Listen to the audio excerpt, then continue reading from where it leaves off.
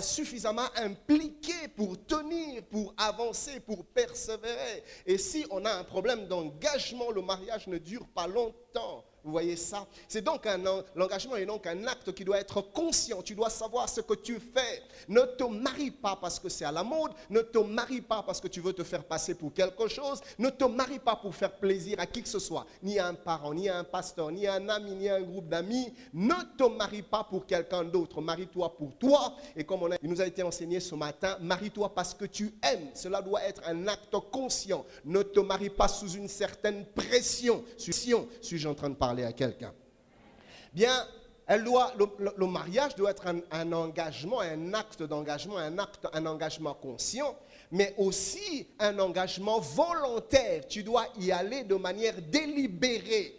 Que personne ne choisisse pour toi la femme que tu dois épouser. Même pas un pasteur, même pas un prophète. Que personne ne te montre ta femme. Tu dois choisir toi-même. Que personne ne te montre ton mari. Vous qui courez derrière les pasteurs, est-ce que Dieu ne t'a pas montré la femme de ma vie? Il va te dire des choses et tu vas aller dans ce mariage-là. Et demain et après-demain, quand les choses iront mal, tu auras un problème de responsabilité. Tu seras constamment en train de dire, ah, pasteur, moi, c'est à Pone la Kangai. Vous voyez, quelqu'un nous faisait rire en disant, depuis le jour où Adam a dit à Dieu, c'est la femme que tu m'as donnée. Dieu a dit, c'était pour rire.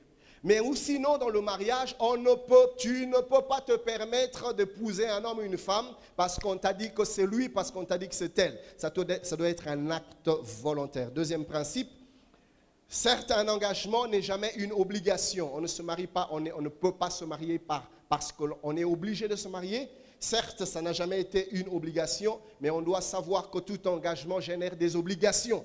Une fois que l'on est dans le mariage, il y a des obligations conjugales, il y a des devoirs conjugaux. Tu dois te soumettre à certaines choses, tu dois faire certaines choses. Et quand tu entres dans le mariage, tu dois savoir que là, je me suis mis un joug. Je dois rendre l'autre heureux, je dois rendre l'autre heureuse. Il y a des devoirs, il y a des obligations à remplir. Troisième principe, rapidement, je ne suis qu'en train de rappeler.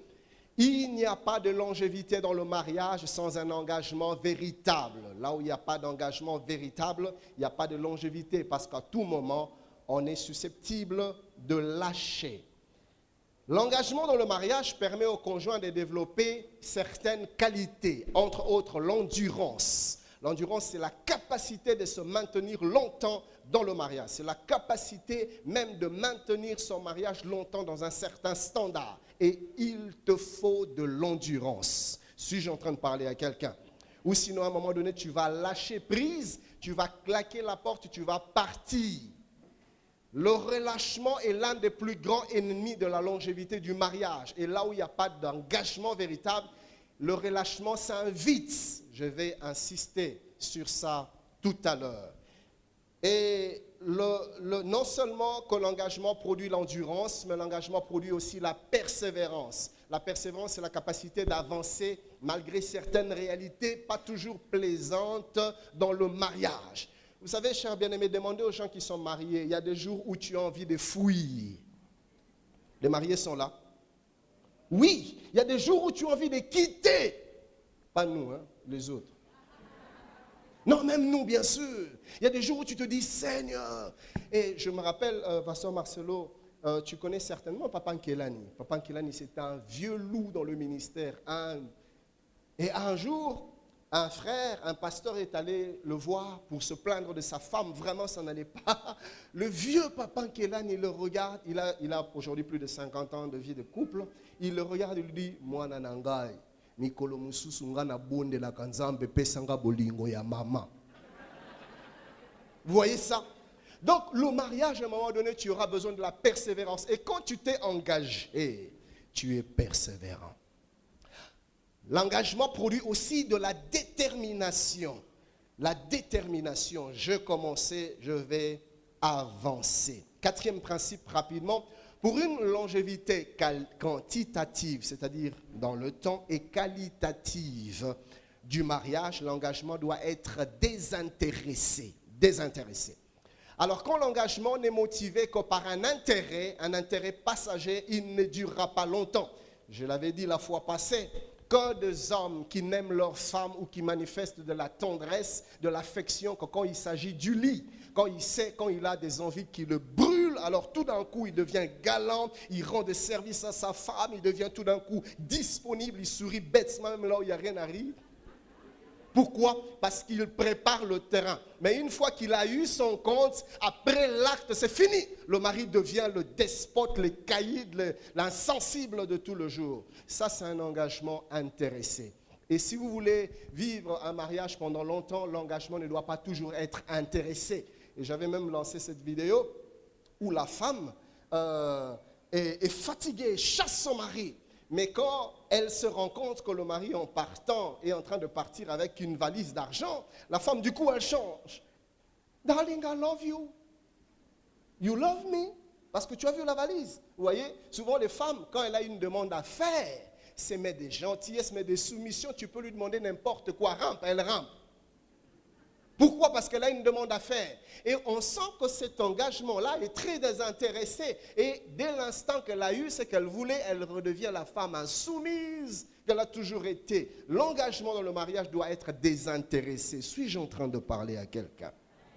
Et j'ai même donné l'engagement, l'exemple de Joseph d'Arimathée, n'est-ce pas? Nous n'allons pas le relire, mais si vous pouvez noter, Matthieu 27, 57 à 60, la Bible nous parle de Joseph d'Arimathée. Bien aimé, ce qui m'a toujours touché dans la vie de Joseph d'Arimathée, c'est son cœur pour Jésus. Les Pierre, les Jean et les autres, ils ont servi un Jésus puissant. Un Jésus qui marchait sur les eaux. Un Jésus qui opérait des miracles, un Jésus qui ressuscitait des morts, un Jésus qui nourrissait des foules, un Jésus glorieux. Mais Joseph d'Arimathée a servi un Jésus mort à la croix. Tous les disciples, les apôtres avaient disparu, ils avaient tous pris la fuite. Et Joseph d'Arimathée était là, Joseph d'Arimathée a porté Jésus, Jésus qui descendait de la croix.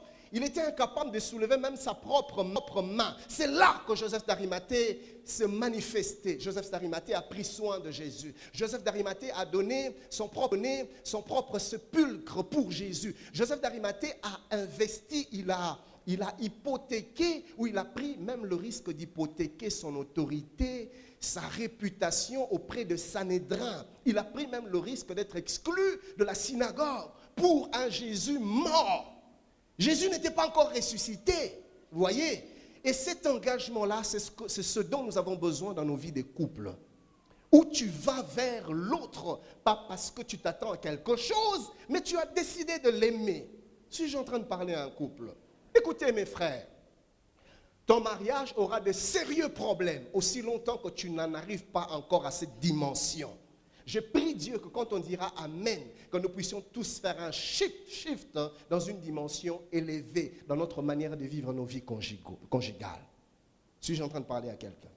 Je vais revenir tout à l'heure dans un peu plus de détails. Cinquième principe, j'avais dit que l'engagement génère des vertus essentielles qui contribuent à la longévité du mariage. J'ai parlé du dévouement, j'ai parlé de l'implication, l'investissement, j'ai parlé de l'élan de cœur et j'ai parlé même de l'abnégation. Oui, cette action de renoncer à ses intérêts pour l'autre dans le mariage, on doit être motivé par l'abnégation. Savoir renoncer à ses privilèges, savoir renoncer à ses droits, savoir renoncer à ses intérêts. Bien aimé, si nous n'avons pas ces choses dans le mariage, nous serons toujours là à vouloir tirer le drap de notre côté. Que de couples, quand nous gérons des fois des problèmes de couple, mais on a l'impression d'être devant un tribunal. Chacun donne ses arguments. Chacun veut tirer le drap de son côté. Chacun veut prouver à l'autre qu'il a tort. C'est toi qui as tort. Moi, j'ai raison. D'ailleurs, toi, tu as tort. Moi, j'ai raison. Et dès l'instant que l'autre convainc tout le monde sur un domaine, sur un aspect, que c'est lui qui avait raison. Ah, et maintenant, l'autre problème là. L'autre problème là, tu avais tort. Donc, en fait, il cherche ou elle cherche à démontrer que c'est l'autre. Vous voyez, dans le mariage, on est motivé ou on devrait être motivé par un esprit d'abnégation. Il y a des jours où tu auras tort, raison plutôt, mais tu acceptes d'avoir tort pour le bonheur du mariage. Et ça, frère, très peu sont capables de le faire. Et pourtant, c'est cette vie-là que nous devrions vivre à cause de notre identité d'enfant de Dieu. Suis-je en train de parler à quelqu'un? J'aime dire aux fiancés que pour être un bon conjoint ou une bonne épouse, il faut d'abord être un bon chrétien. Parce qu'il y a des choses que je ne fais pas nécessairement à cause de mon épouse, mais il y a des choses que je ne fais pas d'abord à cause de ma relation avec le Seigneur. Il y a des choses que mon épouse ne fait pas d'abord pour moi, mais à cause de sa relation avec Dieu. Elle se soumet à moi de foi, pas parce qu'elle est obligée de le faire, mais parce qu'elle est soumise à Dieu. Et mon épouse est amoureuse de moi parce que d'abord elle est amoureuse de Jésus. Et son amour à Jésus l'oriente vers moi parce qu'elle est conjugale, parce que d'abord elle est soumise à Jésus. Et la soumission à son mari vient aisément. Et pareil pour l'homme. Écoutez, cher bien-aimé, j'anticipe pas. L'homme, écoutez, cher bien-aimé, j'anticipe pas.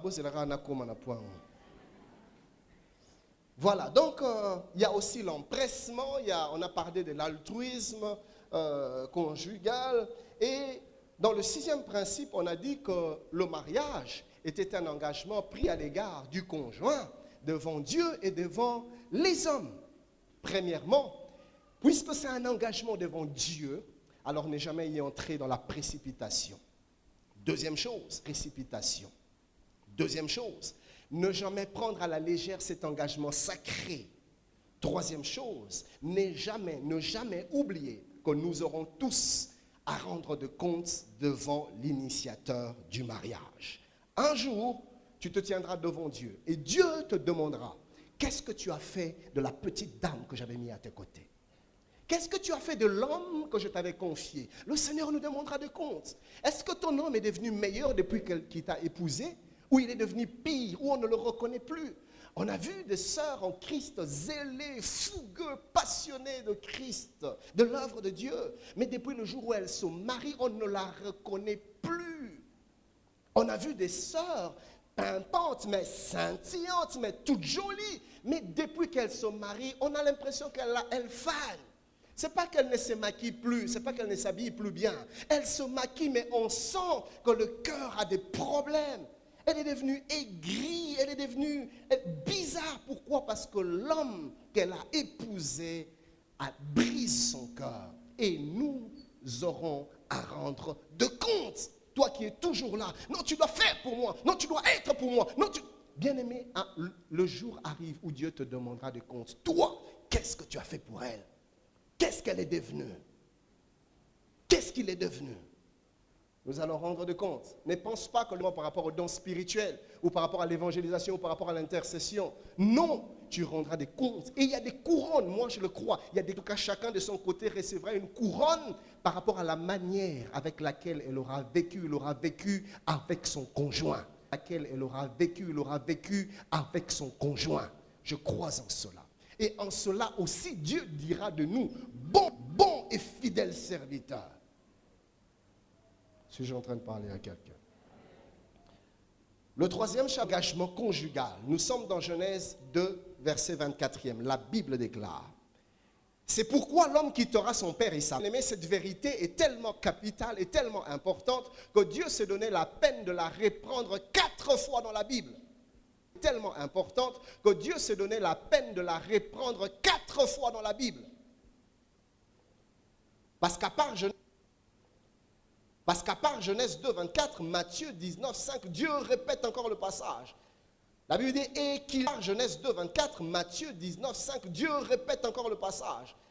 La Bible dit: et qu'il dit, c'est pourquoi l'homme quittera son père et sa mère. La Bible dit: et qu'il dit, c'est pourquoi l'homme quittera son père et sa mère et s'attachera à sa femme et les deux deviendront une seule chair. Mais Dieu ne s'arrête pas là. Dans Marc, il inspire encore le même passage. Marc 10, 7 à 8. C'est pourquoi l'homme quittera son père et sa mère et s'attachera à sa femme et les deux deviendront une seule chair. Il revient encore dans Éphésiens 5, 31, le même passage, les mêmes mots-clés. Et Bien-aimés, quand vous voyez une chose revenir plus d'une fois dans la parole de Dieu, c'est que Dieu y rattache une importance particulière. Ce texte nous révèle 3 niveaux d'engagement dans le mariage. Le premier niveau, quand on se marie, on s'engage à quitter. Tout mariage est un engagement à quitter. Et quand je dis quitter ici, je parle d'un certain nombre de choses que je vais développer tout à l'heure. Donc, premièrement, dans le mariage, on s'engage à quitter. Deuxièmement, dans le mariage, on s'engage à s'attacher, parce que la Bible dit « il quittera et s'attachera ». Dans le mariage, on s'engage aussi à devenir. La Bible dit « ils deviendront ». Alors, remarquez une chose, c'est que souvent dans la vie des couples, vous allez remarquer que des conflits qui arrivent, des problèmes des couples, des soucis des couples, souvent, ça tourne autour de ces 3 niveaux d'engagement. Remarquez bien, quand il y a un problème des couples, c'est que soit il y a eu un souci, quelqu'un a failli dans son engagement de quitter, ou soit il a failli dans son engagement de s'attacher, ou soit il a failli dans son engagement de devenir. Tous les couples, tous les conflits plutôt tournent autour de ces 3 engagements. Et quand on résout les problèmes de ces 3 engagements, le couple est stable, le couple est harmonieux, le couple vit longtemps et vit longtemps heureux. Si je suis en train de parler à quelqu'un. Commençons par le premier niveau d'engagement, l'engagement de quitter. Genèse 2, 24, la Bible dit « l'homme quittera ». Dans le mariage, on s'engage à quitter, à se séparer, à se détacher, à se déconnecter, à partir. On s'engage à un départ. Le premier niveau, ou plutôt la première manière de quitter, de se séparer, c'est une séparation physique. On quitte de manière physique. Alors ici, il s'agit d'une séparation physique d'avec sa famille. On doit partir, on doit quitter ses parents.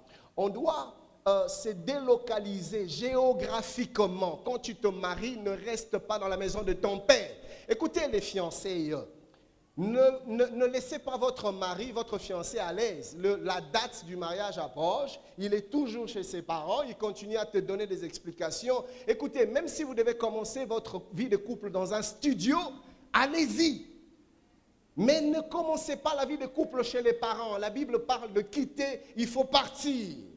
Pourquoi? Ça va vous éviter des problèmes. Entre autres, certains problèmes qui naissent sur base d'une certaine promiscuité nocive, d'une certaine familiarité nocive. Tu vas voir tes petits frères en train de manquer de respect à ta femme. Pourquoi? Parce que ils habitent ensemble. Ils voient ta femme, comment elle dort, comment elle somnole, ils entendent ton mari, comment il ronfle la nuit. Et ils se permettent certaines choses qu'ils ne devaient pas. Pourquoi? La promiscuité. Ils vivent ensemble, ils découvrent des choses et ça fragilise votre vie de couple. Il faut partir. Si je suis en train de parler à quelqu'un, la maman commence à se permettre de dire certaines choses à ta femme et le papa commence à se permettre de dire certaines choses à ton mari, tout simplement parce que vous êtes chez eux. Il faut partir. Ça empêche certains écarts. Deuxième manière de quitter, c'est quitter financièrement. On s'engage à quitter financièrement. Alors, est-ce que cela veut dire qu'il ne faut plus accepter de l'aide de ses parents, de sa famille? Ce n'est pas ce que je suis en train de dire. Mais il faut vraiment, j'ai pris que Dieu nous bénisse financièrement afin que l'on devienne indépendant financièrement. Pourquoi? Parce que la main qui donne est toujours au-dessus de celle qui reçoit. Quand tes parents commencent à vous nourrir, et ils vont se permettre certaines choses. Dans tout le cas, c'est eux qui vous nourrissent. C'est eux qui payent votre loyer. C'est eux qui font des provisions pour vous. Et ils vont commencer à se permettre certaines choses, à donner des injonctions à ta femme, à donner des injonctions à ton mari. Pourquoi? Parce que vous dépendez d'eux. Bien-aimés, surtout les femmes. Ici, j'aimerais parler aux femmes. Quand tu te maries, c'est un engagement. Et tu t'engages à vivre dans toutes les situations, toutes les circonstances. Et si même pendant un temps, vous devez habiter dans un studio, vous nourrir des pains et de l'eau fraîche, allez-y. Mais au moins, tu feras que même ton père puisse respecter ton mari. Parce que vous vous battez ensemble. Et demain, certainement, demain Dieu vous visitera. Et demain, quand Dieu va vous visiter, ton père va respecter ton mari. Il le saluera en le regardant dans les yeux, aux amobales. Mais ne restez pas là. Toi, tu as grandi, tu as toujours été dorloté par tes parents. Tout ce que tu voulais, tu l'avais. Et maintenant, tu ne supportes pas le changement. Et tu contrains, tu obliges ton mari, tu le boudes matin, midi, soir, à rester chez les parents ou à vous faire sponsoriser par les parents. Et le pauvre mari qui n'a pas envie d'entendre des bruits, des discussions chaque soir, il accepte, ok, d'accord. Mais après, c'est ton mari qui va se faire vilipender par tes parents. Suis-je en train de parler à quelqu'un? Et des fois, il faut refuser. Le papa te dit, passez à la maison prendre des provisions. Non, papa, ça va. Non, mais ça va, on est bon. Il y a des problèmes, mais on est bon. Tu ne dis pas qu'il y a des problèmes. Vous devez vous en sortir vous-même. Alléluia. Voilà pourquoi, cher bien-aimé, si tu n'es pas prêt à t'engager à ce genre de réalité, ne te marie pas. Tu veux te marier, alors dis-toi qu'il y a des réalités auxquelles tu t'engages. Suis-je en train de parler à quelqu'un? On quitte aussi le joug conjugal. Par joug conjugal, ici, je parle de contrôle des parents. Hein? Vous savez, il y a des parents qui sont tellement autoritaires que sa fille est déjà mariée, mais il veut continuer à commander sa fille. Toi, tu dois étudier à l'UNIKIN. Le mari ne veut pas de l'UNIKIN, le mari veut, je ne sais pas moi, de l'UPC, mais le papa a dit, et tu vas voir, la femme, non, mais je peux pas aller, papa a déjà dit. Ici, ce n'est plus ton père, ici, c'est moi. Et comme le pasteur a dit, il y a des maris qui doivent reprendre leurs pantalons. Il y a des maris poltrons, des maris fatigués. Tu n'as même pas encore 50 ans, mais tu es déjà fatigué. Tu n'arrives pas à parler devant ta femme. Tout ce que ta femme dit, oui chérie. Ça, c'est quel genre de mari? Il faut aussi mettre ce courant. Tu tiens blou.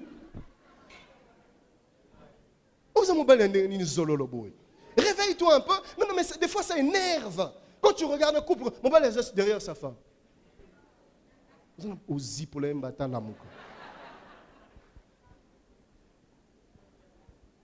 Alors, il y a des parents trop autoritaires comme ça, ou encore des parents trop paternalistes. Vous voyez, le paternalisme, c'est cette tendance à vouloir contrôler. Mais d'une certaine manière, on impose un certain contrôle, mais sous une couverture de protection. Mais on contrôle. Et ça, il faut dire non à cela. Vous devez affirmer votre autonomie. Il faut partir. Quatrième manière de quitter, c'est quitter certaines habitudes, certaines attitudes. Vous voyez ça? Quand vous étiez célibataire, vous aviez certaines habitudes. Tu sortais, tu ne disais à personne. Tu rentrais quand tu voulais. Maintenant que tu es marié, tu dois te dire que je me suis engagé à me faire contrôler. Si je suis en train de parler à un mari, nous les maris, nous n'aimons pas l'œil de nos épouses. Mais justement, tu l'as épousée, elle doit savoir où tu es. Tu fais quoi? Où tu vas?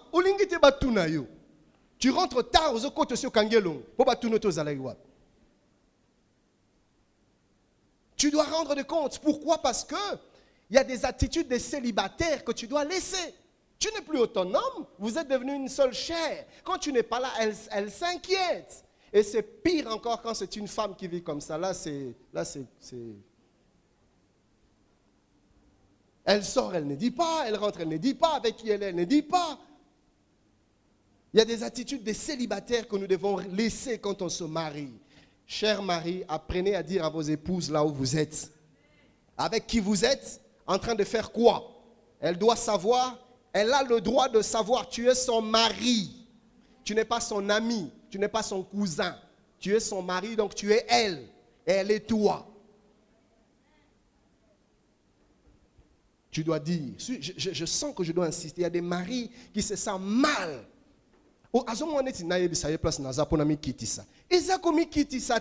C'est la vie normale du mari. Écoutez, cher mari, écoutez-moi. C'est que nous oublions, j'ai déjà eu à dire ça une fois dans les sessions passées, dans le mariage, il y a ce que j'appelle l'effet boomerang. C'est-à-dire, ce que tu donnes à ta femme, c'est ce qu'elle va te redonner. Oui.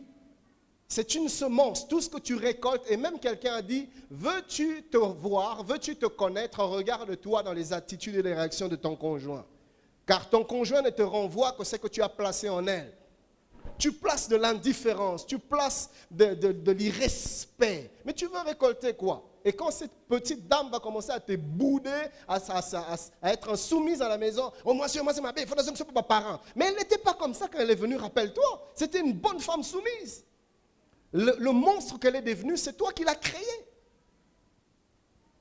Obimi depuis 6 heures, 23 heures, tu ne dis pas où tu vas, c'est que tu fais, avec qui tu es, et tu ne veux pas qu'on te demande où tu étais. Et tu veux que la petite dame la réagisse comment? Aujourd'hui, elle va se taire, demain, elle va se taire, après-demain, elle va se taire. Mais écoutez, la folie, c'est dans l'homme. Un jour ou l'autre, une rébellion va commencer à naître. Et la personne à reprocher, ce ne sera pas elle, ça sera toi, mon ami. Des attitudes à laisser. Par exemple, la solitude. Tu étais célibataire, tu aimais passer des heures toi-même seul dans ta chambre, que personne ne te parle. Ou tu étais avec des gens toujours seuls, tu dis rien. Mais tu te maries, tu t'engages à partager ta vie. Le mariage est un engagement au partage. Je partage ma vie. Et j'ai le droit de communiquer. Et j'ai même l'obligation de communiquer, de partager. Mais tu es solitaire. Dans le mariage, tu es toujours dans ton coin. Ton époux n'a pas d'espace. Ta femme n'a pas d'espace. Tu ne parles pas ou tu parles que difficilement. Pour qu'on te fasse parler, ça doit être avec peine. Tu es marié. Écoute, il n'y a rien de pire que de vivre la vie de célibat dans le mariage. Tu décides tout. Tu es vraiment un chevalier solitaire. Tu décides tout seul. Tu fais tout seul. Ton mari est surpris. Ta femme est surprise. Elle n'est au courant de rien. Elle ne sait rien. On doit quitter ce genre d'habitude. Suis-je en train de parler à quelqu'un? C'est de l'égoïsme, ça. Tu ne penses qu'à toi. Tu ne penses qu'à ta petite personne. C'est de l'égoïsme. Ou encore des femmes qui versent dans des caprices excessifs. Des caprices, maman. Caprices, elles allaient bien et elles allaient exagérer. Mais il y a un caprice, caprice, n'a pas quoi caprice, tout le temps de bouderies. Pour un tout, tu boudes. Pour un rien, tu boudes. Finalement, la maison devient maussade. On n'a pas envie de rentrer chez soi. Parce qu'on n'a pas, personne n'a envie de rentrer chez lui et de rencontrer un visage boudeur. Quand tu étais seul, ça va. Maintenant, tu dois te dire que je me suis engagé à partager ma vie. Je ne veux pas mettre mon conjoint mal à l'aise dans sa propre maison.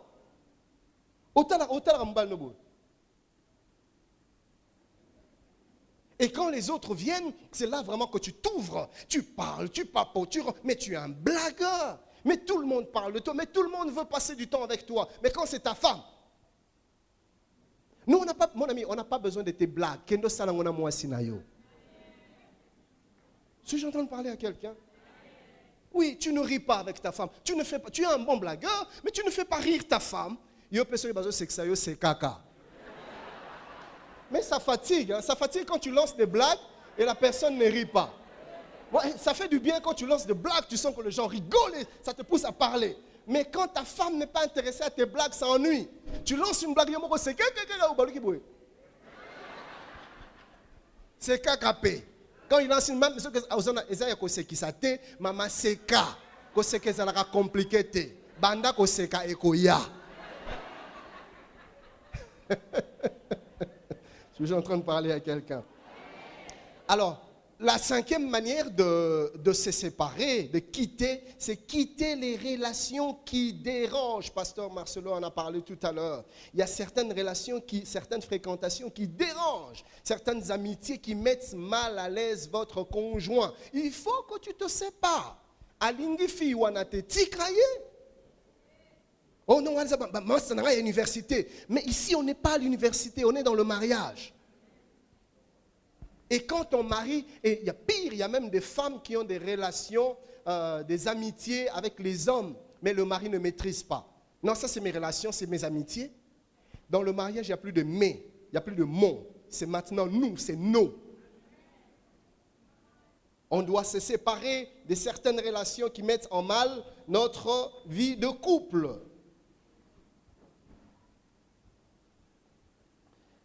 Deuxième degré d'engagement, c'est l'engagement de s'attacher. Là, on a parlé d'un engagement de quitter, mais maintenant, on parle de l'engagement de s'attacher parce que dans le même passage de Genèse 2, 24, la Bible dit non seulement qu'il quittera, mais aussi il s'attachera. Il s'attachera à qui plutôt? À sa femme. Alors ici également, il y a un certain nombre de manières différentes de s'attacher. Premièrement, on s'attache physiquement. On s'attache physiquement. La Bible dit dans 1 Corinthiens 6, 16, que ne savez-vous pas que celui qui s'attache à la prostituée est un seul corps avec elle? Car, est-il dit, les deux deviendront une seule chair. Donc, dès l'instant que tu t'attaches par l'acte sexuel, physiquement, vous devenez un, une seule chair. Donc, on s'attache physiquement d'abord par l'acte sexuel. Et la Bible dit dans 1 Corinthiens 7, 5, ne vous privez point l'un l'autre.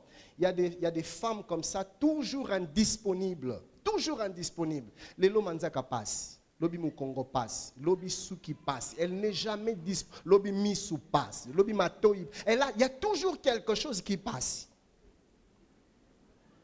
Et toi, tu crois que ton mari là, il fait quoi? Il va faire comment? Il va se débrouiller comment? Parce qu'il n'a que toi, qu'il aille où? Écoutez, ce que les femmes ne comprennent pas, c'est que pour l'homme, la sexualité occupe une grande importance. Le sexe occupe un très grand espace dans le cerveau de l'homme. Je vais vous dire des choses terre à terre. Un homme, quand il voit une femme, les pensées qui lui viennent, c'est le sexe. C'est le Saint-Esprit qui vient réguler tout ça. Oui, l'homme est enclin, il est porté au sexe. L'homme, quelqu'un a dit, bon, on est dans une réunion de grands, quelqu'un a dit, l'homme réfléchit avec son pénis. Pas vous, les autres. Comme pour dire, ça occupe une place importante. Un homme épanoui, c'est un homme qui vit pleinement sa sexualité. Bien sûr, on parle du mariage, parce qu'en dehors du mariage, le sexe n'a pas de place. C'est proscrit par la parole de Dieu. Et un homme qui a une carence en sexe, c'est un homme frustré, c'est un homme brisé. Et je vais vous dire une chose, un homme qui échoue dans sa vie sexuelle aura l'impression qu'il a échoué dans toute sa vie. Ça, c'est dans l'homme. Alors maintenant, si toi, tu t'amuses à jouer, à faire la maline, mais tu vas en payer le prix. Parce que tu auras dans ta maison un homme brisé, un homme aigri, un homme frustré. Et un homme frustré ne sait renvoyer rien d'autre que de la frustration. Et c'est comme ça. Écoutez, vous savez que la sexualité libère. Quand un homme est dans des moments de relations sexuelles, il y a beaucoup de choses qui se libèrent avec l'éjaculation. Il y a beaucoup de tensions qui se libèrent. Il y a beaucoup de stress qui se libère. Il se détend. Alors, s'il vit longtemps, pendant une période sans sexe, c'est un amas, c'est un cumul de frustration, de stress et des tensions. C'est pour ça que des fois, tu es étonné. Au quoi ici, bic, maman, bic, et l'on a mis ça, et quoi, bic. Ce n'est pas un stylo, mais BIC, bic bleu. Mais manière avec laquelle le gars se fâche. Bic,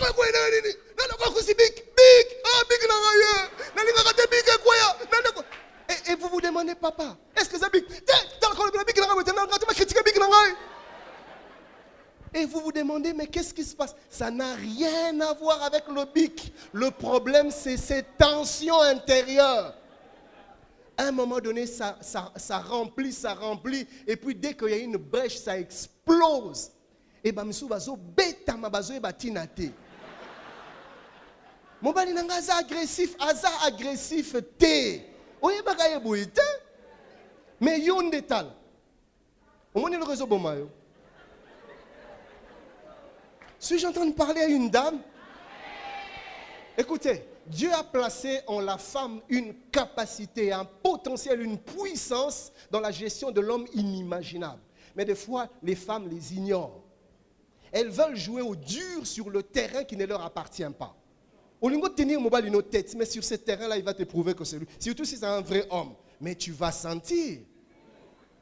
Mais par contre, si tu rentres dans ton domaine, le domaine du charme, le domaine de la tendresse, le domaine du sexe, maman, Orosimba Mobali. Je sais de quoi je parle, je suis un homme. Il te dit non aujourd'hui, non, non, non. Ah chérie, non. Ah, Zoakas. Vous voyez ça? Comme pour dire, c'est un élément important qui a une influence capitale dans la vie de l'homme. Donc ne négociez pas cela. Donnez à vos hommes ce à quoi ils ont droit. Donnez-leur le sexe. Ils en ont droit. C'est leur droit. Deuxième manière plutôt de s'attacher. Premièrement, j'ai parlé de l'attachement physique. C'est l'attachement émotionnel. Ici, je parle du lien de l'amour. Et le lien de l'amour, ici, je vais décliner ça aussi en 3 dimensions. Suivez bien. Et ce matin, ça, c'est le nœud de mon message. Alors, si vous avez tout raté jusque-là, suivez bien cette partie. 3 dimensions de l'amour. La première dimension de l'amour dans le mariage, c'est l'amour éros. Il s'agit ici d'un attachement passionnel entre un homme et une femme. Nous sommes dans Genèse 29, 20. La Bible dit, « Ainsi Jacob servit 7 années pour Rachel et elles furent à ses yeux comme quelques jours parce qu'il l'aimait. » Ça, c'est l'amour éros, c'est l'amour passionnel. On est passionné. Jacob était tellement passionné par Rachel que les années qui passaient ne représentaient plus rien à ses yeux. Quand on aime de manière passionnelle dans le mariage, on fait certaines choses de manière spontanée. On ne réfléchit pas parce qu'on aime. On ne réfléchit pas, on ne pense pas trop. On est motivé par l'amour, on est boosté par l'amour. Et c'est l'amour éros. C'est une passion qui bouillonne, qui brûle au fond de toi. Tu fais de cadeaux, tu fais chanter les hôtesses dans les avions sur l'Atlantique. Ça, c'est l'éros. Il a dit qu'il aime sa maman. Mais est-ce qu'il a déjà chanté pour sa maman dans un avion sur l'Atlantique? Non. Pourquoi? Parce que c'est différent. L'éros, c'est une dimension qui n'est réservée qu'au mariage. Voilà pourquoi il est capable de faire de telles choses, parce qu'il est motivé par l'éros, par cette passion qui est une flamme qui brûle dans son corps pour sa chair et tendre. Et quand dans le mariage, on perd l'amour éros, le mariage devient froid. Ça devient tiède. Le poids devient lourd. Même les femmes, tu as du mal à te donner physiquement à ton époux parce que tu as perdu la passion, tu as perdu l'éros. Le sexe pour toi devient une corvée, ça devient difficile. Ou plutôt tu as des rapports sexuels cadavériques. Tu n'es plus participative. Pourquoi? Parce que la passion n'est plus. Et quand la passion est là, on initie, on innove, on surprend. Pourquoi? Parce que voilà, on est un peu comme ce qui a été dit de Jésus, le zèle de ta maison me dévore. La passion, l'amour éros, c'est ce qui nous dévore au-dedans de nous. Quand je ne la vois pas, vous savez, moi, ma femme, elle est où, chérie? Aïe, aïe, aïe. Elle est quelque part. Des fois, j'ai seulement besoin qu'elle soit là. Même quand je n'ai rien à lui dire. Quand je veux me laver, je dis, chérie, tu es où? Viens. Elle vient dans la salle de bain, je me lave et qu'elle soit seulement là. J'aime la voir là. Pourquoi? Parce que, un peu comme Christ, le zèle me dévore. Le zèle, j'ai envie de sa présence. Ça, c'est l'éros. Et plusieurs mariages, malheureusement, sont devenus froids parce qu'ils ont laissé cette passion s'éteindre. C'est quelque chose qui s'entretient. Et la deuxième dimension de l'amour dans l'attachement émotionnel, c'est l'amour philéo. Ça, c'est un sentiment d'amitié très fort.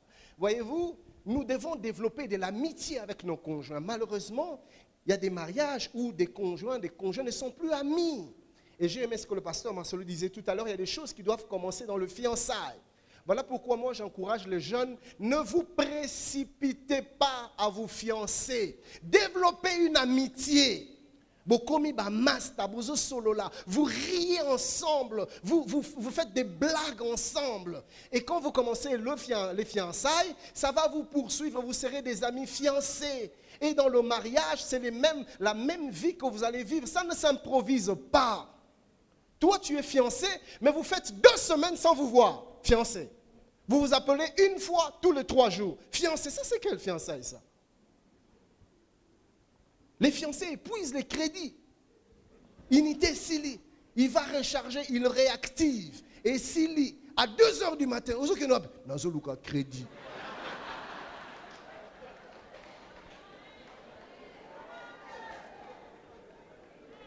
Et ces choses qui commencent dans l'amitié, que l'on amène dans les fiançailles, ça vous poursuit dans le mariage. Il y a quelque chose de très triste que j'ai entendu. Un homme a dit, si dans une voiture, tu vois un homme rire aux éclats avec une femme à côté, sache que ce n'est pas sa femme. Pourquoi? Parce que les gens ont vécu des choses inimaginables. Mais ça ne devait pas être comme ça. S'il y a quelqu'un avec qui je dois m'éclater, c'est ma femme. S'il y a quelqu'un avec qui elle doit s'éclater, c'est moi, c'est son époux. Ça, c'est quand il y a l'amour philéo. Il y a des mariages maintenant qui n'ont que l'éros. Donc c'est sexe, sexe, sexe. Seulement sexe. Donc quand on se voit sexe, quand il n'y a pas sexe, on n'a rien à se dire. Alors en ce moment-là, on a gardé l'éros, mais on a laissé le philéo partir. Et le philéo, ça s'entretient autant que la passion. On doit entretenir l'amitié. Je vais y revenir tout à l'heure. Et l'amour philéo, c'est aussi ce lien qu'il y a entre, par exemple, un père et son fils, un père et sa fille, ou avec la maman. Parce qu'à un moment donné, dans le mariage, tu regardes ton conjoint comme ton enfant. Écoutez, il y a des choses que je ne me permettrai pas par rapport à mon fils. Quand je vois mon fils en train de tomber, mais je n'ai pas besoin qu'on me supplie pour que je saute à son secours. Pourquoi? À cause de cet attachement philéo. Je me sens obligé de réagir d'une certaine manière. Mes enfants ne me parlent même jamais de frais scolaires. Mais je me sens obligé. Pourquoi? Parce qu'il y a ces liens filiales, il y a cet amour philéo, il y a cette paternité. Et ça doit exister aussi dans le mariage. Comment est-ce que tu gagnes de l'argent, mais tu es incapable de donner de l'argent de poche à ta femme? Ça, c'est inimaginable. Ce n'est pas que l'argent manque. Tu as de l'argent, mais ta femme doit appeler son oncle pour qu'il lui envoie, qui travaille à cette entreprise de publicité, de commande de téléphonie, qui lui envoie du crédit. Ça, c'est inconcevable. Mais pourtant, toi-même, quand on regarde ton téléphone, il y a des crédits là, dans le téléphone. Là, mais ta femme n'a pas de crédit. C'est inconcevable. Toi, tu changes de veste chaque mois. 3 vestes par mois, tu changes de veste. Mais ta femme a du mal à aller dans certaines fêtes. Pourquoi? Parce que ça fait 4 fêtes qu'elle met la même tenue. C'est pas que c'est l'argent qui manque, non. On a beaucoup ma casse. Et comment tu peux faire ça avec ta propre... Mais comment tu vis? Pasteur Marcelo, moi je me sens bien quand je partage ce que j'ai avec les gens que j'aime, avec mon épouse. Ceux qui m'ont dit, il faut te épargner. Épargner, mes chéris, si maintenant on a 500 euros, épargner. Des fois, je me fais un effort, je me dis, chérie, on doit épargner, ça doit aller là-bas. Mais je veux qu'elle aille, je veux que... Dernièrement, bon, je donne juste un exemple. Dernièrement, je disais, j'ai parlé avec ma femme, je dis, chérie, non, le ballon. Donc l'amour philéo, ça te pousse à faire certaines choses comme tu te serais permis avec tes enfants ou avec ton père. Tu ne peux pas supporter voir ton père dans le coma et ne rien faire. Pourquoi? À cause de cet attachement philéo. Et ça doit exister avec ta femme, ça doit exister avec ton mari. Ton mari rentre du boulot fatigué le soir. Après une longue journée de stress, il arrive à la maison et aux yeux, il dit, ah chérie, on est dans la cuisine.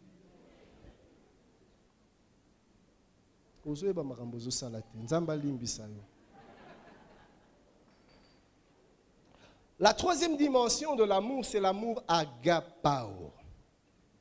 Alors ça, à mon avis, c'est ce qui est le plus fort. C'est l'amour qui ne dépend pas de la volonté, qui dépend plutôt plus de la volonté que des sentiments. Ça joue sur la volonté, ça part de la volonté. Ça ne part pas des émotions, ce n'est pas passionnel. Parce que voyez-vous, chers bien-aimés, par exemple, l'amour éros, par moments, ça peut être frivole. Il y a des moments où la passion vient. Il y a des moments où ça, tu as l'impression que ça part et puis ça revient. Ça, c'est la passion. Voilà pourquoi il ne faut jamais baser une relation rien que sur l'éros. Parce qu'il y a des jours où tu n'as pas envie de ta femme. Il y a des jours où ta femme n'a pas envie de toi. C'est normal. Dieu nous a créés comme ça. Il y a des jours où le libido est fort. Tu as l'impression que si tu ne vas pas, tu vas mourir. Mais il y a des jours où ça part. Ça, c'est, vous savez, l'éros est frivole, vacillant. Mais quand on en arrive à l'amour agapao dans le mariage, ça n'a rien à voir avec cette passion-là. Ça n'a rien à voir avec ces émotions. Ça n'a rien à voir avec les sentiments. Donc ici, ce n'est pas une question d'envie. Je n'ai pas envie de lui. Je n'ai pas envie d'elle. Non. Dans le mariage, cette dimension d'amour te permet de rester dans le mariage, d'entretenir le mariage au-delà des envies, au-delà des émotions, au-delà des sentiments. L'amour agapao te pousse à faire des choses pour l'autre, pas parce que tu en as envie, mais à cause d'une dimension élevée de l'amour qui dépasse la volonté. Osana posa ya kosala te, mais l'agapao te pousse à le faire. Si je suis en train de parler à quelqu'un. Voilà pourquoi plusieurs jeunes même ont cassé des fiançailles et sont sortis, plusieurs même sont sortis du mariage. Pourquoi? Parce qu'ils se sont posés seulement sur l'amour éros, la première dimension. Quand il n'y avait plus de chaleur, quand il n'y avait plus cette passion-là, cet attrait quasi physique. Non, ce n'est pas la femme du ministère. Parce que je ne sens plus, ce n'est pas elle. Cette fiancée-là, c'est...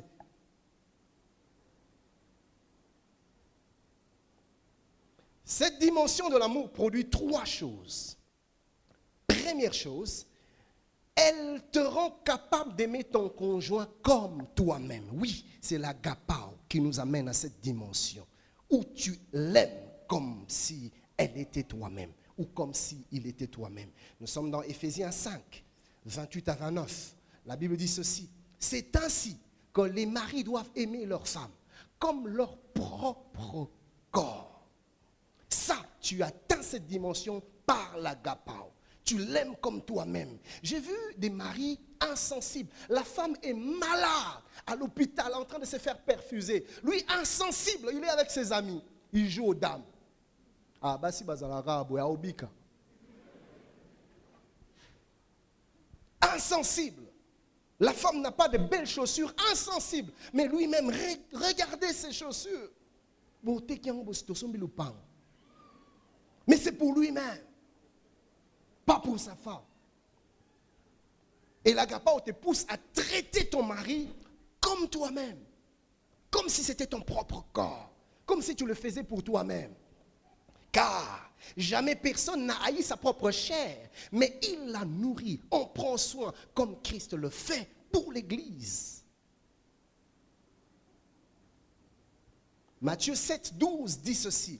Tout ce que vous voulez que les autres fassent pour vous, faites-le de même pour eux, car c'est la loi et les prophètes. Français courant dit ceci, j'ai aimé la version français courant. Faites pour les autres tout ce que vous voulez qu'ils fassent pour vous. C'est là ce qu'enseignent les livres de la loi de Moïse et des prophètes. Et c'est valable dans le mariage. Fais pour ta femme ce que tu voudrais qu'elle fasse pour toi. Fais pour ton mari ce que tu voudrais qu'il fasse pour toi. Tu aimes les surprises, fais des surprises à l'autre. Toi, tu es seulement un receveur, receveur universel. Mais tu ne donnes pas.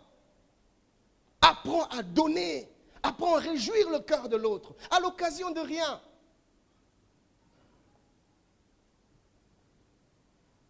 Deuxième chose à savoir dans cette dimension, car c'est une dimension qui te rend capable, l'agapao te rend capable d'aimer ton conjoint, combien même, écoutez ça, il ou elle ne serait plus aimable. Ah. Pasteur, nous avons supporté et sous-souté. C'est là que tu as besoin de l'agapao. Elle n'est plus aimable. Ce n'est plus la jeune fille que je connaissais. Ce n'est plus le charmant galant homme que je connaissais. Il n'a rien à voir avec ce que j'ai connu autrefois. Il n'est donc plus aimable. Et c'est là que tu as besoin de l'amour agapao. Aimer celui qui n'est pas aimable. Quand tu regardes ton mari, tu as toutes les raisons pour lui rendre l'appareil. Mais l'agapao te dit non, aime-le. Écoutez, voilà pourquoi dans l'entendement de Dieu, le divorce n'existe pas.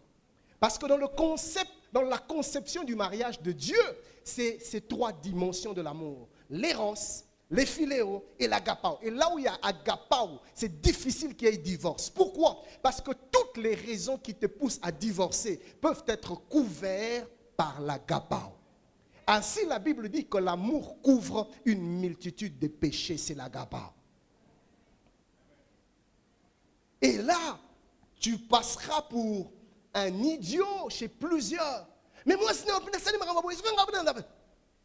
mais ton mari peut faire ça comment? Mais l'agapao te permet, alors en ce moment-là, de supporter l'insupportable. L'agapao te permet de rester soumise, même quand tout te pousse à te révolter. Adam et Ève sont chassés du jardin d'Éden. Pourquoi? Parce qu'ils ont péché. Et c'était qui la porte par laquelle le diable est entré? Ève, la femme. C'est elle qui a parlé avec le diable et c'est elle qui a séduit son mari. Mais quand Dieu les chasse, Adam ne connaissait rien d'autre que la plénitude de la présence de Dieu. Et pour la première fois, Adam expérimente l'absence de l'onction divine. Il se retrouve en dehors du jardin d'Éden. Et la Bible dit, là, Adam connut Ève. Comment il a fait? Comment il a fait? J'ai aimé un jour le pasteur Roland dit, s'il était lui, à la place d'Adam, que chacun prenne son chemin. Mais c'est là qu'intervient l'agapao. Malgré qu'à cause de toi, nous sommes en train d'endurer toutes ces choses, Adam alla vers Ève. J'ai entendu des femmes dire, Pasteur Ken, comment puis-je lui donner du sexe aussi longtemps qu'il ne fait que me frustrer? C'est là que tu as besoin d'agapao. Non, pasteur, moi je ne peux pas. Hey, j'ai l'impression qu'il me viole. Non, pasteur, là, il abuse de moi, je ne peux pas. L'agapao. Regarde ton conjoint, dis-lui agapao.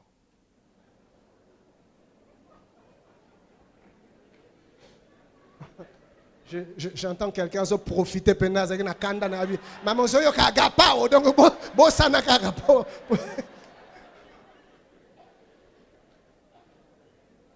Écoutez ce que Matthieu dit dans le chapitre 5e, du 43e au 48e verset. Vous avez appris qu'il a été dit, tu aimeras ton prochain et tu haïras ton ennemi. Mais moi, je vous dis, aimez vos ennemis, bénissez ceux qui vous maudissent, faites du bien à ceux qui vous haïssent et priez pour ceux qui vous maltraitent, afin que vous soyez fils de votre Père qui est dans les cieux, car il fait lever son soleil sur les méchants et sur les bons, et il fait pleuvoir sur les justes et sur les injustes. Si vous aimez ceux qui vous aiment, quelle récompense méritez-vous? Les publicains aussi n'agissent-ils pas de même? Et si vous saluez seulement vos frères, que faites-vous d'extraordinaire? Les païens aussi n'agissent-ils pas de même? Soyez donc parfaits comme votre Père Céleste est parfait. Voilà là où on doit sentir la différence entre les couples chrétiens et les couples païens. Les conjoints chrétiens et les conjoints païens. Mais le comble, c'est qu'aujourd'hui à l'église, nous réagissons tous de la même manière. Tu vas voir des couples venir même à l'église, l'autre dans son coin, l'un dans son coin, l'autre dans l'autre coin. Pourquoi? Parce qu'ils ont eu des problèmes. Non, lui, il ne me fait jamais de compliments, pasteur. Moi, pourquoi je vais lui faire des compliments? Parce que depuis que tu as un attaque cadeau, tu n'as pas un appel cadeau, tu pardon parce que tu as un cocaté. C'est là que tu as besoin d'agapao. Et Jésus dit, si vous ne faites du bien qu'à ceux qui vous font du bien, que faites-vous d'extraordinaire? En quoi êtes-vous chrétienne? En quoi êtes-vous chrétien? Vous vous trompez, vous êtes des hypocrites. Oui, vous êtes chrétien à l'église. Vous êtes chrétien dans l'intercession, vous êtes chrétien au protocole. Non, vous devez d'abord être chrétien dans la vie conjugale. C'est là que ça doit commencer. Le témoignage de votre attachement à Dieu, nous devons le recevoir de votre vie conjugale. Ça doit partir de là. Et c'est là où tu as besoin d'être comme Christ. Il ne mérite pas que je fasse, mais je suis comme mon Père, je le fais. Non, pasteur, je suis indifférent parce que lui, il est.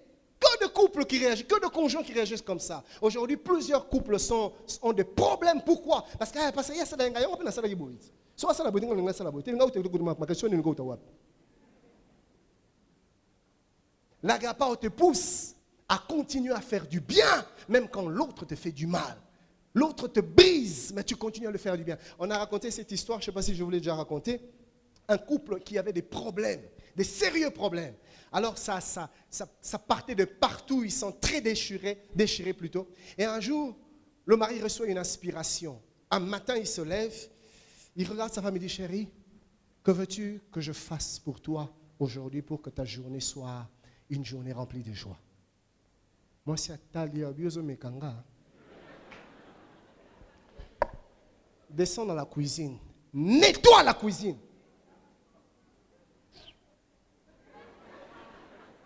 Le mari descend. Il nettoie la cuisine. La femme rentre. Tout est nickel. Et ça va. Le lendemain matin, le mari réveille sa femme. Chérie, aujourd'hui, que je fasse... Ce n'était pas un temps normal. Temps au bazar, attention. Tu veux que je fasse quoi pour aujourd'hui, pour que ta journée soit gaie?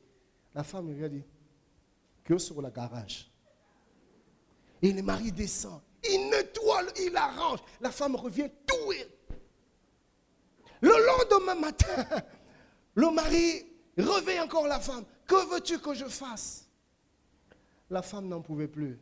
Le 4e jour, c'est la femme qui réveille son mari. Chérie, que veux-tu que je fasse pour toi? Bien-aimé, Dieu a conçu le cœur de l'homme de manière à ce qu'il ne soit jamais insensible à l'agapao. Non, surtout pas ton mari, surtout pas ta femme. Sois seulement patient. Il t'insulte, tu le bénis. Il te parle mal, tu lui parles avec amour. Il te manifeste de l'indifférence, tu lui bombardes de l'affection. L'agapao, il est puissant parce que Dieu lui-même est amour.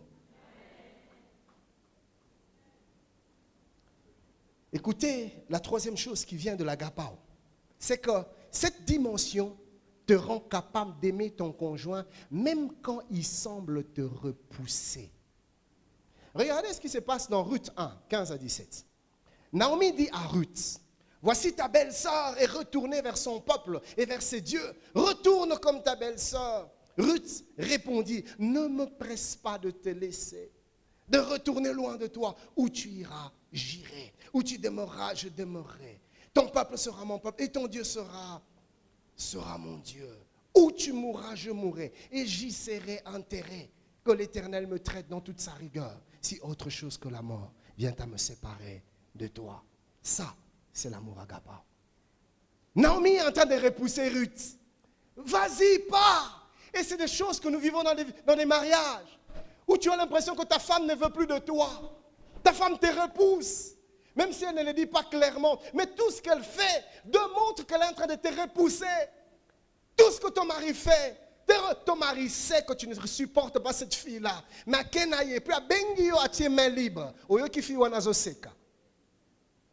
c'est clair qu'il te repousse. Il ne veut plus de toi. Il fait des choses exprès. J'ai entendu des maris dire,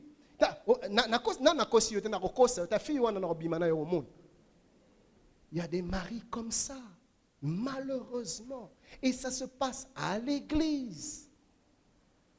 Il y a des fois où tu as l'impression qu'il te repousse. Mais agapao te fait agir comme Ruth. Naomi la repousse, mais elle s'attache. Et ce n'est pas évident. Alors une question se pose. Est-il humainement possible d'aimer son conjoint d'un tel amour?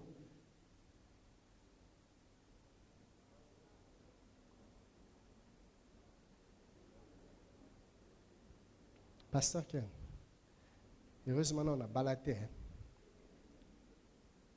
Comment Mazulu bana okukate pardon. Mutazo repousse ngai, ngala sa natinga makaka. Na tulitoni. Ah oui. Pourquoi? Parce que humainement parlant, c'est impossible. Pasteur, c'est bien ce que tu nous enseignes, mais c'est un idéal. Pasteur, tu aimes bien enseigner des idéaux. Non, c'est des vérités bibliques. Ce n'est pas un idéal. Et humainement, on ne peut pas atteindre cette dimension. Mais écoutez ce que la Bible dit dans Marc 10, 27. Jésus les regarda et dit, cela est impossible aux hommes, mais non à Dieu, car tout est possible à Dieu. Alléluia. Voilà pourquoi, cher bien-aimé, si tu es connecté à Dieu, Dieu te fait arriver à cette dimension-là. Nous avons besoin de Dieu dans nos vies de couple. Voilà pourquoi nous devons restaurer l'autel du Seigneur dans nos foyers. Nous devons ramener Dieu dans nos maisons parce que Dieu nous donne la capacité de vivre nos vies de couple différemment. Là, tu vas supporter l'insupportable. Troisième niveau d'attachement, c'est l'attachement géographique. L'engagement de vivre ensemble sous un même toit, sur un même lit. La Bible parle de l'engagement à quitter, l'engagement à s'attacher et atterrir par l'engagement de devenir. Il dit, les deux deviendront une seule chair.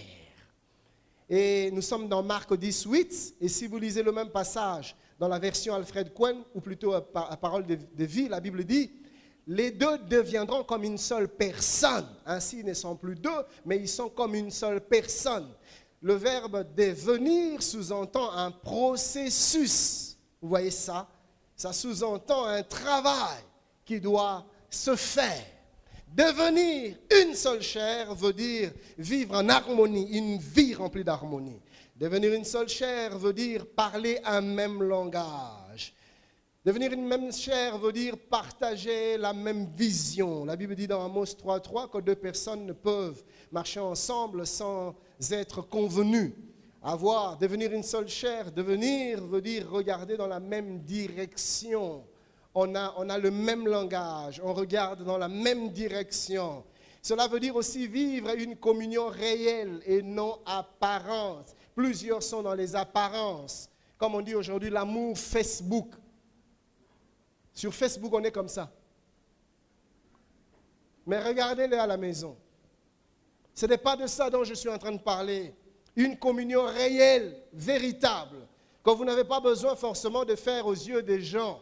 La Bible dit dans le livre de Matthieu, gardez-vous de pratiquer votre justice pour en être vu des yeux des hommes. Non, faites-le pour vous, faites-le pour Dieu.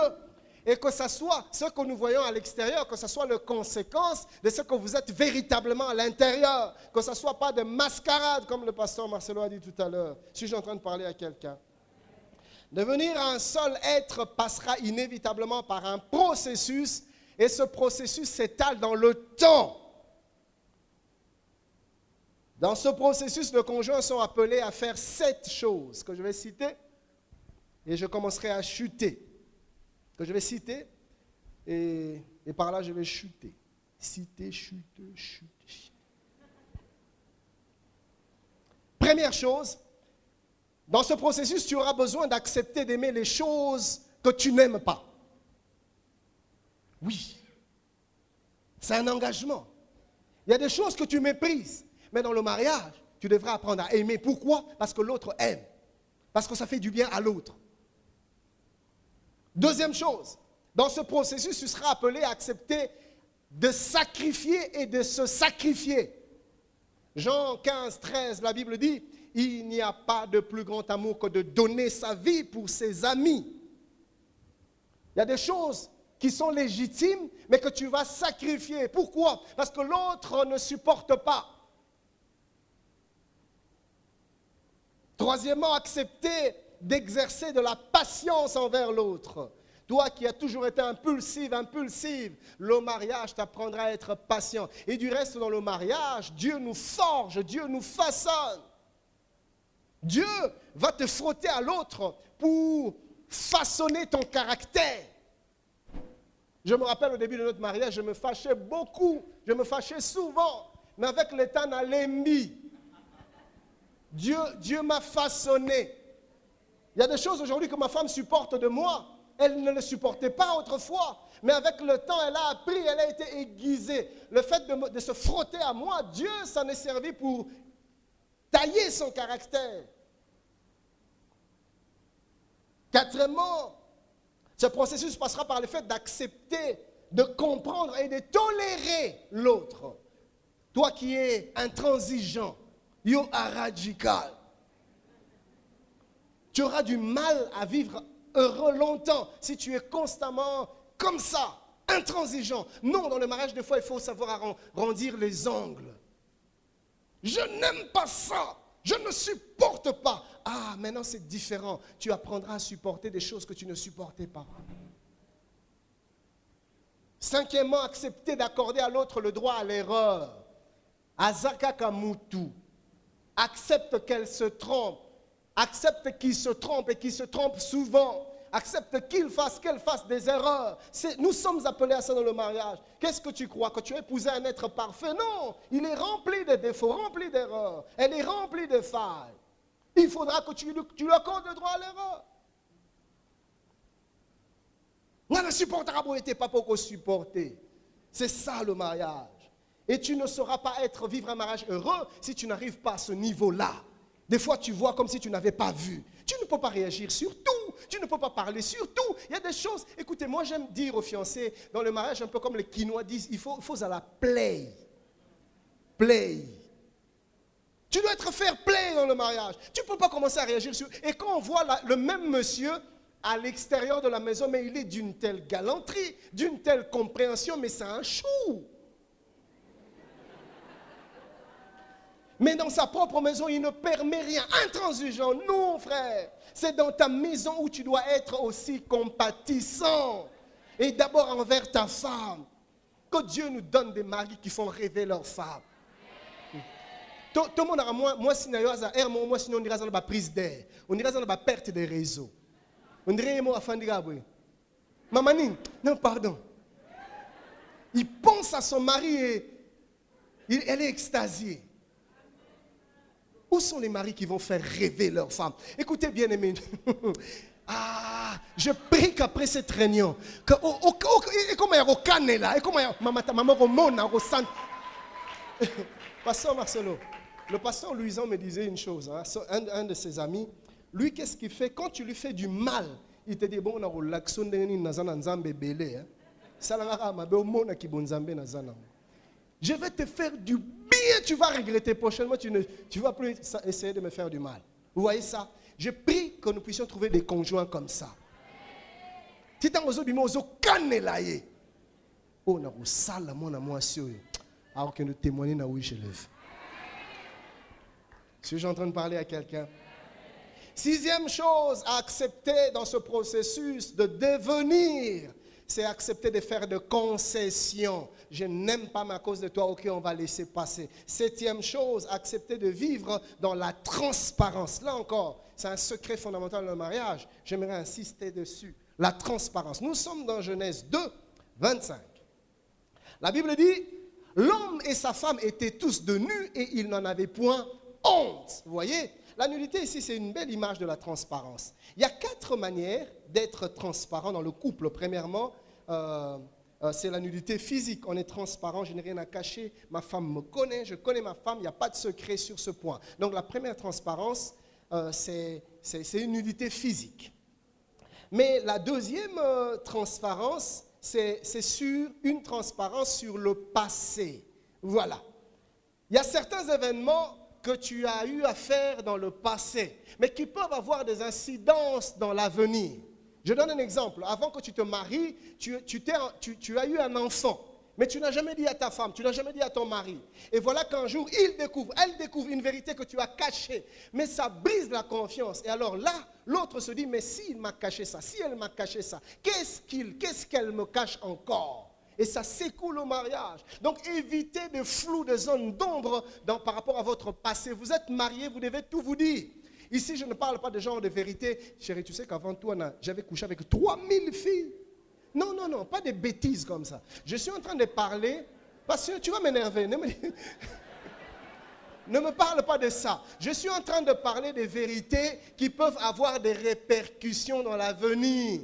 Vous voyez ça? Par exemple... la nudité, troisième forme de nudité, je vais parler de cet exemple, sur le patrimoine par exemple. Quand tu étais célibataire, tu as pris un crédit dans une banque. et tu te maries, l'autre ne sait pas qu'elle sera aussi tenue de payer tes prêts, tes dettes. Alors, comment vous pouvez vivre ensemble sans lui partager une telle vérité? Il faut de la transparence par rapport à son patrimoine. Tu as des parcelles à gauche et à droite, ton mari ne sait pas. Tu l'as acheté avec ta mère. Frère, sœur, le jour où il apprend, ça va le briser et ça va déstabiliser le couple. La transparence t'aide à être en sécurité. Parce que là où il y a des soupçons, le soupçon amène de l'insécurité. Et c'est comme ça que vous voyez des femmes, elle est tellement insécure qu'elle ne supporte pas voir ton téléphone. Dès que le téléphone est oublié, paf, elle saute dessus. Elle entre dans le WhatsApp. Pourquoi? Parce qu'elle est insécure. Toi-même, tu l'as mis dans cette insécurité. Elle a découvert des choses importantes que tu lui as cachées et ça fait que maintenant, elle a constamment peur. Quand tu sors, chérie, tu es où? Tu es avec qui? C'est qui?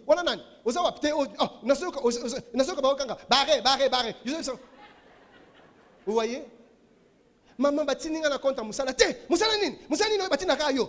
Vous voyez, tout ça, ça ne serait pas le cas si elle était en confiance. C'est parce qu'elle a tellement découvert, ou il a tellement découvert des vérités cachées, que maintenant ça crée en elle une insécurité. Vous comprenez ça?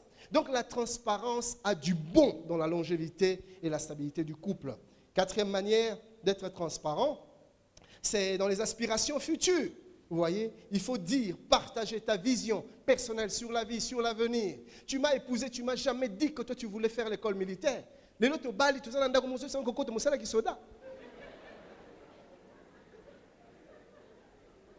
Toi, tu as toujours su que tu étais appelé à un ministère pastoral. Mais ta femme n'a jamais été préparée à ça. Et même qu'elle n'a jamais souhaité épouser un pasteur. Elle n'a pas reçu l'appel. Parce qu'être femme de pasteur, il faut en avoir l'appel. Sinon, on craquait. Et du jour au lendemain, tu viens, chérie, je ne t'avais pas dit, mais depuis que j'étais enfant, le Seigneur m'avait parlé, je suis appelé à temps plein. Ça déstabilise. C'est des vérités qu'il faut partager déjà dans le fiançailles. Il faut partager sur l'avenir. Moi, voilà ma vision. Je pense que je suis une femme, je suis appelé à créer une entreprise, je suis appelé, l'autre sait. Et des surprises comme ça brise le mariage. Ça fait naître des suspicions, des spéculations, des méfiances, des doutes, des insécurités. Et ce n'est pas bon pour la stabilité du mariage. Je vais finir avec mon dernier chapitre. Les ennemis de l'engagement. Les ennemis de l'engagement. Écoutez, ici, nous allons plutôt répondre à deux questions. Première question, qu'est-ce qui arrive lorsque l'on perd l'engagement dans un couple? Qu'est-ce qui arrive? Et deuxième question, qu'est-ce qui affaiblit l'engagement conjugal? Pourquoi certains conjoints perdent la passion, perdent l'engouement, perdent l'implication dans leur vie de couple? Qu'est-ce qui fait que deux personnes qui étaient de tourtereaux tombent du coup dans un relâchement et puis le désintéressement? C'est dû à quoi? Donc nous allons répondre à ces genres de questions dans ce chapitre. Première question nous porte donc à donner des conséquences de la perte d'engagement. Quand il n'y a plus d'engagement conjugal, qu'est-ce qui arrive? Le couple ressemble à quoi? Première conséquence, ma liste ne sera certes pas exhaustive, mais ça va nous aider, les quelques conséquences que je vais donner. Première conséquence, c'est la démotivation. Quand il n'y a plus d'engagement, on devient démotivé. Alors là, on perd toute envie, on perd toute motivation de poursuivre. On n'a plus envie de rester parce c'est le relâchement. On a perdu son engouement. Il ne faut pas laisser cet engouement partir. Même quand il n'y a plus de raison, gardez l'engagement. Écoutez, la Bible dit ceci, pour tous ceux qui vivent, il y a de l'espérance. Même un mariage au bord du divorce, avec Dieu, la restauration est toujours possible. Garde l'engagement et investis-toi à fond. Dieu est fidèle. Alléluia. Deuxième conséquence, quand il y a perte d'engagement, c'est l'indifférence affective. Ça correspond à un état d'insensibilité, d'inexpressivité émotionnelle. On ne manifeste plus rien, on devient indifférent, qu'il soit là ou qu'il ne soit pas là, ça ne me dit plus rien. Et j'ai même entendu quelqu'un me dire, bon, je suis là seulement parce que je ne peux pas divorcer. Parce que si on a divorcé, on a sumuka. Mais vivre comme ça, déjà, tu vis dans un péché. Quand l'engagement part, on tombe dans la résignation. La résignation ici, c'est le fait de renoncer à ses droits et à ses privilèges conjugaux. J'ai vu des couples comme ça. La personne se résigne. Pasteur, je n'ai plus d'intérêt.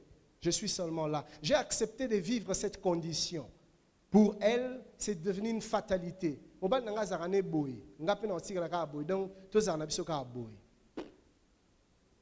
se résigne. Là, il n'y a plus d'engagement. Parce que l'engagement te pousse à persévérer, à travailler sur toi-même et à influencer l'autre. Quand on perd l'engagement, on se dit, ok, on va vivre comme ça.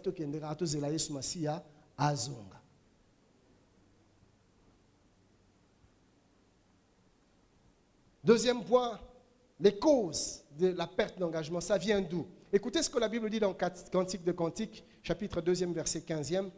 Prenez les renards, les petits renards qui ravagent les vignes. Vous voyez, des petits renards, mais qui ravagent des vignes. Ecclésiaste 10.1 dit, les mouches mortes infectent et font fermenter l'huile du parfumeur. Vous voyez, des mouches, des petites bêtes, en plus de mouches mortes. Mais c'est celles-là qui détruisent le parfum, qui détruisent l'huile. Et dans le mariage, souvent, ce qui fait qu'on perd de l'engagement, on se laisse aller, c'est souvent un cumul de petites choses. Je vais les citer. Premièrement, c'est le manque d'entretien de la flamme d'amour, de la passion, de l'errance. Le manque d'entretien, le pasteur Marcelo en a parlé tout à l'heure. Vous avez une robe de nuit. Oui, ils ont kimisaye. Et puis il y a des maris aussi. Si elle a arrêté de mettre des histoires sexy avant de dormir, c'est à cause de ton indifférence. Alors là, tu as le romo. On dit aux monatés. Mais elle a envie. À l'équipe, à l'équipe, elle a petit moi phase. Mais you distrait. Aventurier. Ça là t'a semblant. Elle en a besoin. Écoutez, il y a des choses que tu ne fais pas pour toi, mais il y a des choses que tu fais pour lui. Il y a des choses que tu fais pour elle. Pas parce que ça te réjouit, mais parce que tu sais que ça, si je mentionne cette histoire, ça va la combler. Donc, le manque d'entretien, ça amène cette lassitude-là. Deuxième chose, les préoccupations et les désirs non satisfaits. Ton conjoint a des fois des fantasmes ou des attentes comme ça, où il y a des désirs, il y a des choses. Il rêvait, comme au mariage, moi, mon mari fera ça. Elle a toujours rêvé que tu lui fasses un petit déjeuner. Tu l'amènes sur son lit. C'est son rêve de jeune fille. Papa, ça te coûte quoi? Ordonne même au domestique, même à la bonne. Tu as 6 heures au salité, tu as un plateau.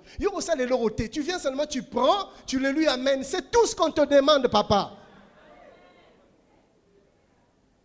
Mais ces petites choses, elle a tellement attendu cela. Ces consolations, c'est devant...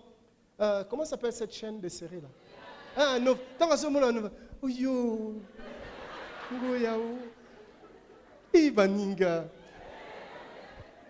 C'est sa seule consolation. Vous voyez des choses comme ça, ça brise petit à petit. Et puisqu'il ne reçoit pas, il se décourage, elle se décourage tout le temps de donner, à un moment, elle se fatigue. Azamutu. Vous voyez ça? Troisièmement, les conflits étouffés et non résolus. Toi, dès que ton mari se met à te reprocher des choses, tu commences à le toucher. Et comme nous les hommes, on est faibles, si tu me touches un peu trop, c'est fini, j'oublie les problèmes. On part. Mais le problème n'est pas résolu. Dans le cœur, ça reste là. Pendant ce moment-là, tu auras l'impression que c'est parti. Mais ça reste là. Demain, c'est la même chose. Tu fais quelque chose, tu ne t'excuses pas, tu ne demandes pas pardon. Mais elle veut parler, tu fais une surprise. Au sommet, je ne sais pas moi, quelque chose qu'elle a toujours voulu. Et la surprise fait qu'elle oublie. Mais le problème est toujours là. N'étouffez pas les problèmes. N'étouffez pas les conflits. Prenez le temps de vous asseoir. Adressez le vrai problème, traitez le problème. Si vous êtes incapable de le faire, allez voir les aînés, les hommes de Dieu, les conseillers conjugaux, les parrains, traitez le problème. Mais ne couvrez pas des problèmes, parce que ça devient une bombe qui finit par éclater un jour. Quatrième chose, c'est des pressions diverses de la vie.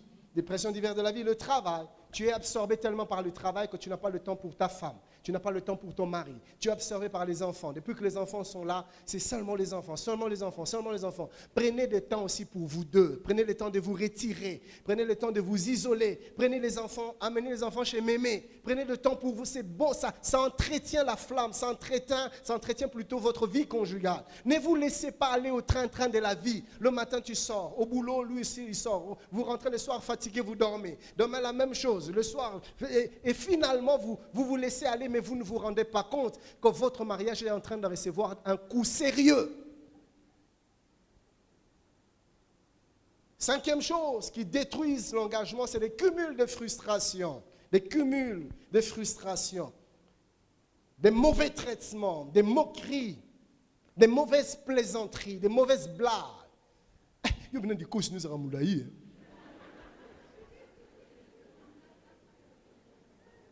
À ce qui? Et en plus, c'est là qu'on a mis Sabbat. À ce qui, moi, je sens que c'est comme un vélo. À ce qui, c'est qu'on est en Ozo ebate kazo zelo na tournant. Non, mais chez les gens, on a blague. Frère, des mauvaises plaisanteries, des mauvaises blagues, ça détruit l'engagement. C'est des petites choses, mais c'est des mouches. Vous voyez? Ou encore des remarques excessives, ou des dénigrements. Voilà. Tu dénigres ton mari en public, tu dénigres ta femme. Devant les enfants, tu n'arrêtes pas de dire des mots qui la brisent et qui la rabaissent. Et le soir, aux loukaï. Chérie pasteur qui est dans le bac, il faut pas que vous indisponible. Tu ne reconnais presque jamais rien de tout ce qu'il fait. Tout ce qu'il fait est mauvais. Tout ce qu'il fait est mauvais. Il ne m'aide pas. Il ne m'aide pas. Alors le gars a changé. Et il décide ce jour-là d'entrer dans la cuisine et de faire la vaisselle. Assis ici, on est comme, hey, oh, Zobani, ça dit Bassani. Est-ce que Bassani boye penza? Vous savez, maman, la prochaine fois que vous remontez sur la Bassani, il y a un ange na lola. Et c'est ça ce qui nous tue des fois. Que des reproches, que des observations. Que des reproches. Tu n'encourages jamais. Tu ne fais que voir des choses qui ne vont pas. Et même quand tout va bien, toi tu vas chercher la petite bête, tu vas chercher une chose à reprocher. On dirait que tu te nourris de ça. On dirait que ça va bien. Et ça, c'est dans l'homme, c'est dans l'humain. Quand tu dénigres l'autre, ça procure en toi comme un sentiment de supériorité. Alors, ne te nourris pas de ça. Pour que tu te construises, tu dois tout le temps blesser l'autre, tout le temps des remarques.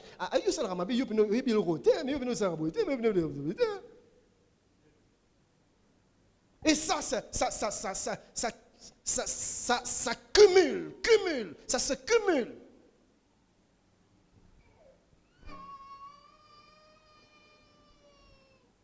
C'est des choses qui finissent par détruire. Troisièmement, et c'est par là que je finis, troisième point de notre 4e chapitre, c'est une bonne nouvelle, c'est que l'engagement conjugal peut se restaurer. Oui, on peut retrouver cet engouement, on peut retrouver cet engagement, on peut retrouver ce dévouement, on peut retrouver cet élan que l'on avait perdu. Mais comment donc? Première chose, cela passe par la prise de conscience. Aussi longtemps que tu ne te rends pas compte que ton mariage est en train de dégringoler, bien aimé, tu n'en sortiras jamais.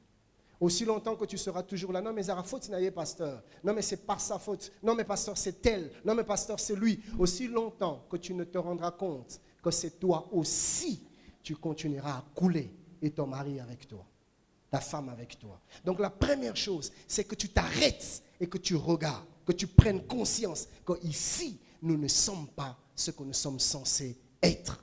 Notre mariage, non, nous ne sommes pas appelés à être comme ça. Quelle est ta vision du mariage? Quelle est ta vision du mariage? Les tiraillements tous les jours, c'est ça ton modèle? C'est ça ta vision? Non! Dans la pensée de Dieu, c'est pas ça. Tu dois vivre heureux, tu dois vivre heureuse dans ton foyer.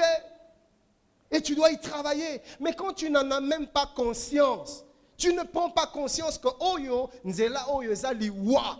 mais tu te plais. Il y a des gens comme ça, ceux qui vous aiment bien, quand vous êtes bien, lui, il ne se sent pas bien. Il faut bossoana. Ce qui fait qu'il va créer quelque chose à soigner sur une incompréhension bête. Mais elle crie ou il crie. Et ce, vous soignez avec qui bien.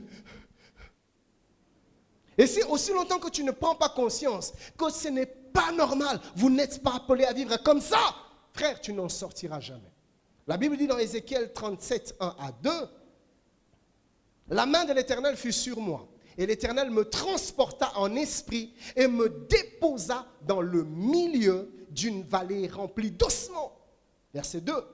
Il me fit passer auprès d'eux tout autour. Et voici, ils étaient fort nombreux à la surface de la vallée et ils étaient complètement secs. Donc Dieu fait exprès de prendre son serviteur et de le faire survoler sur la vallée des ossements desséchés. Dieu ne se contente pas de le lui monter de loin, mais Dieu l'amène et lui fait faire le tour pour qu'il se rende bien compte de la situation. Frère, il y a plusieurs mariés qui doivent faire un bilan au jour d'aujourd'hui. Contournons notre mariage.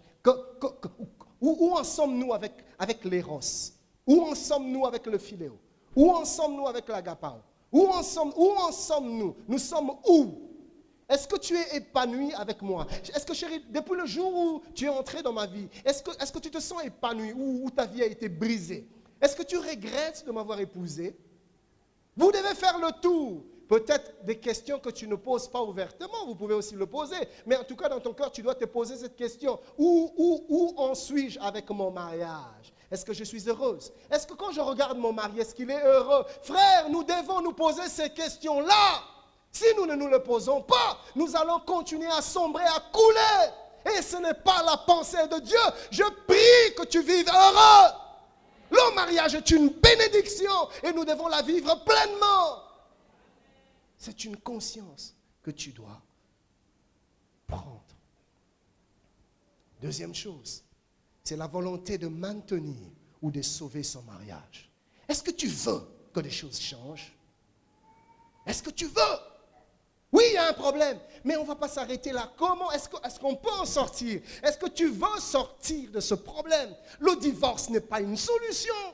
Parlez aux divorcés, ils vont vous dire, je regrette parce que celui qui est venu après n'était pas meilleur que celui qui était avant. Parce que l'homme est faillible, la femme est faillible. Le divorce n'est pas une solution. As-tu la volonté de sortir de cette médiocrité ou de cette crise que vit ton mariage depuis un certain temps? Est-ce que tu en as la volonté? Ou tu te plais?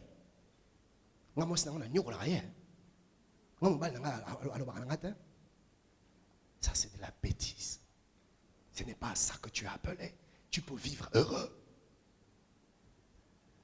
Troisièmement, c'est l'humilité de reconnaître ses erreurs. L'humilité de reconnaître ses torts. Quatrièmement, le pasteur Marcelo en a parlé, l'humilité de demander pardon. Est-ce que tu sais demander pardon? Et tu es un chrétien? Et tu es un enfant de Dieu? Est-ce que tu sais demander pardon? Pardon. Pas faire des gestes. Ah, passer un geste, il faut comprendre que on est pardon. Qui a dit ça? Non. Est-ce que tu sais demander pardon? Mon chéri, pardonne-moi. Ma chérie, je fautais. Pardonne-moi. Cinquièmement, la capacité de pardonner et de tourner la page. Ok, d'accord, chérie, just forget about that. On oublie ça. D'accord, c'est bon, chérie, ça va, c'est bon. On oublie ça. C'est passé. C'est bon. C'est beau d'avoir un conjoint qui sait pardonner. Un conjoint qui sait tourner la page. Que c'est beau. Mais malheureusement, il y a des conjoints, un peu comme le pasteur Marcelo disait, qui sont spécialistes professionnels en rappel des erreurs. Les erreurs de la veille du mariage. Ça va faire 30 ans qu'on est mariés. Mais est-ce qu'on est marié? Mon collègue, il a l'une de miel na biso. Oui, mais maman, ça l'angai. N'allume ça, mais na bossa na terre.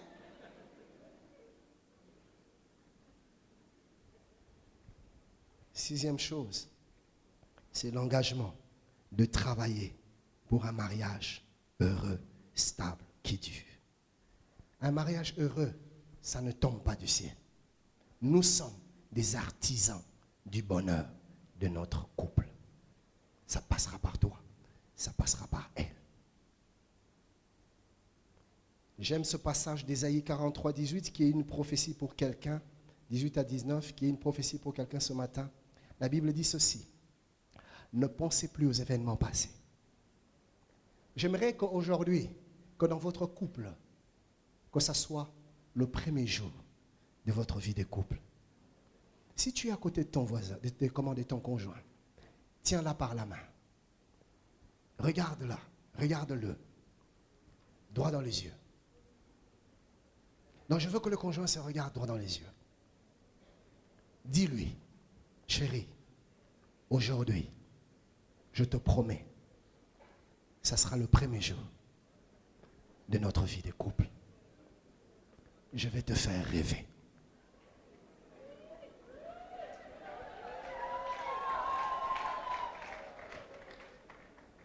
La Bible dit, ne pensez plus aux événements passés et ne considérez plus ce qui est ancien. Voici, je vais faire une chose nouvelle sur le point d'arriver. Avec toi, je serai différent. Et aujourd'hui, j'en prends l'engagement. Si tu es d'accord avec moi, dis Amen. Amen. Que Dieu vous bénisse. Nous allons tous nous lever là où nous sommes. Merci, pasteur Marcelo. En principe, il devait partir. Je bénis Dieu qu'ils sont encore là. J'aimerais qu'il vienne, il va prier pour nous. Je crois à l'onction qu'il y a sur lui.